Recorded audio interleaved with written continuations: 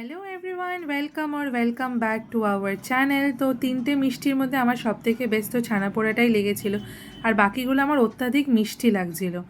তারপরে একটু হাঁটার পর দেখতে পেলাম যে একটা ছেলে কর্নচাট সেল করছে, আর পুরীতে না কর্নচাট অনেক মানুষের সেল করে। আমি এই সেটা থেকে ফার্স্ট টাইম খেয়েছিলাম, আর ব্যাপক বানিয়েছিল, আমার তো খেয়ে পুরো মন ভরে গেছিলো। তারপর একটু ভিডিও সেশন চলছিল, আর সমুদ্রের পাড়ে চুপ করে দাঁড়িয়ে থাকতেই যেন কি ভালো লাগছিলো, মানে জাস্ট কিচ্ছু করবো না, চুপ করে দাঁড়িয়ে থাকবো, সমুদ্রের জলটা পায়ে এসে লাগবে। আমার তো মনে হচ্ছিল না যে আর বাড়ি যাই বলে, মানে বাড়ি বলতে হোটেলের কথা বলছি আর কি।